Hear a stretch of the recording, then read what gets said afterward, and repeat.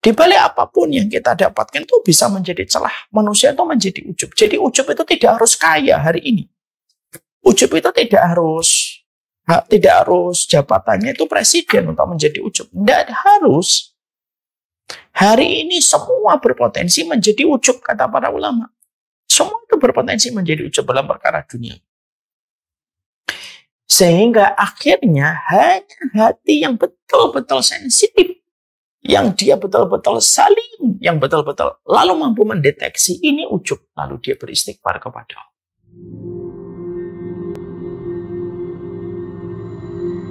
Ujub dalam perkara yang sifatnya duniawi.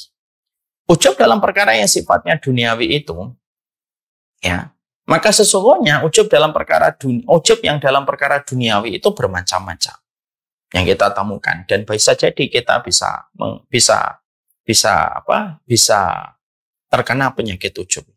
Ujub dalam perkara duniawi itu apa? Ujub ketika kita merasa memiliki kulit yang putih, fisik yang menawan.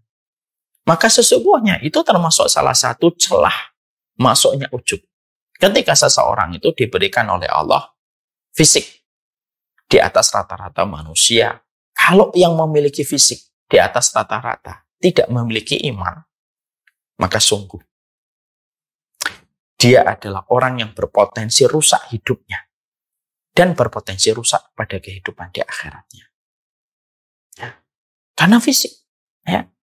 Makanya akhirnya Masya Allah ya, yang kita khawatirkan adalah kalau ada seseorang diberikan oleh Allah fisik yang menawan, tapi fisik itu tidak diiringi dengan komitmen iman yang kuat seiring dia memiliki fisik yang menawan. Kenapa? Fisik yang menawan itu bisa menjadi sumber kerusakan dari berbagai macam sisi. Dari berbagai macam sisi. Kita tentunya mendapati Nabi Yusuf mendapatkan cobaan dalam hidupnya bukan karena fisiknya yang biasa, tapi karena fisiknya di atas rata-rata. Dan akhirnya beliau mendapatkan cobaan. Sama pula, bahwasanya ketika kita mendapati bahwasanya fisik itu merupakan perkara duniawi, tapi bisa menjadikan seseorang itu memiliki ujub dengan penyakit fisik yang dia miliki. Sehingga akhirnya dia itu ujub dengan dirinya. Bedanya dengan takabur apa Ustaz? Kalau al-kibr, dia itu bedanya antara ujub dengan kibr. Kalau kibr itu sembari merendahkan orang. Kadang-kadang orang yang ujub, dia tidak merendahkan orang, tapi begitu bangga dia kepada dirinya sendiri. Bangga dia melihat kepada dirinya sendiri dan memandang rendah. Tetapi dia tidak menghinakan. Dan memandang bahwasanya orang lain itu di bawah dia. Kalau dia tidak merendahkan, itu ujub. Kalau merendahkan, itu namanya kibr. Maka sesungguhnya ujub dalam perkara dunia itu datang dari fisik kita. Dan hati-hati kalau ada anak-anak kita diberikan fisik itu. Kalau kita melihat ada anak kita diberikan fisik di atas rata-rata, yang harus dilakukan setiap orang tuanya itu apa? Memastikan anak kita memiliki iman yang lebih kuat daripada fisiknya. Supaya fisiknya itu tidak menjadi sumber fitnah bagi untuknya. Berapa banyak perempuan cantik diberikan oleh Allah dalam kondisi yang mempesona diberikan kondisi yang mempesona di dalam hidupnya, tapi Masya Allah justru kecantikan itu menjadi sumber fitnah baginya. Akhirnya apa? Dia berzina, dia dizinai, dikejar-kejar banyak orang, dan ujungnya akhirnya menjadi korban dari syahwat banyak laki-laki yang ingin menerkamnya.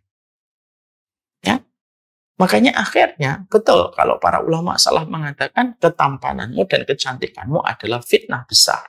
Yang kalau kamu mendapatkan itu tidak disertai iman sebagaimana Nabi Yusuf menempa imannya ketika beliau memiliki fisik di atas rata-rata, maka justru ketampanan dan kecantikan itu menjadi sumber kerusakan dunia dan akhirat manusia.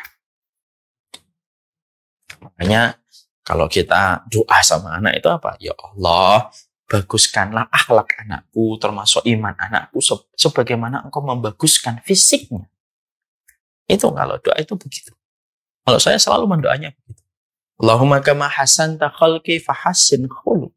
Allahumma kama hasanta khalqaka fahassin khuluqaka. Sebagaimana Allah membaguskan fisikmu, maka ya Allah semoga engkau membaguskan akhlaknya, dan di dalamnya itu adalah. Kenapa? Karena fisik tanpa iman dan akhlak, fisik itu akan menjadi sumber kerusakan. Ya kan? Berapa banyak orang yang akhirnya susah gitu untuk menutup auratnya, ya disebabkan karena ujub kepada dirinya. Bahkan yang terkadang aneh adalah orang itu justru menyebut bahwasanya ini cara dia menikmati syukur dengan membagi-bagi apa yang ada pada dirinya kepada banyak orang. Ini kan sudah kelewatan ini, ya. Dan orang yang semacam ini akan terkena sebuah ayat yang Allah sampaikan, summa latus'alunna yauma idzin 'anin na'im. Kamu akan ditanya tentang semua nikmat yang kamu dapatkan. Salah satunya kenikmatan fisik.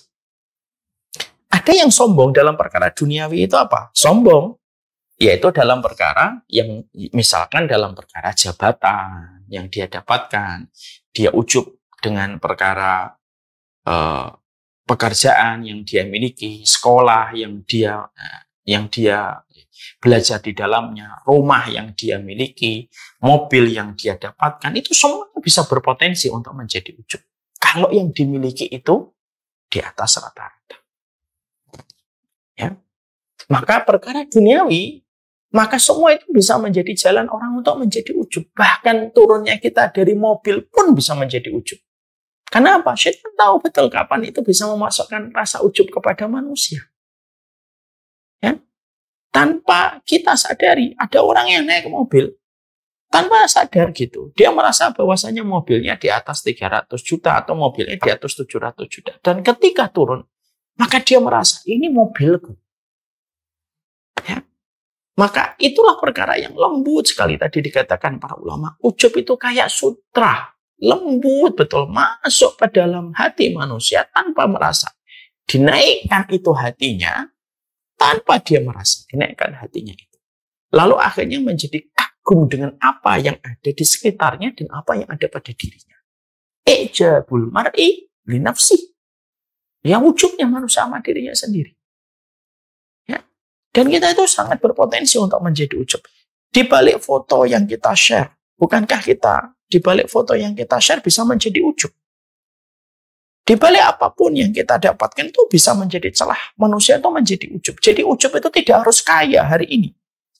Ujub itu tidak harus jabatannya itu presiden untuk menjadi ujub. Tidak harus. Hari ini semua berpotensi menjadi ujub, kata para ulama. Semua itu berpotensi menjadi ujub dalam perkara dunia.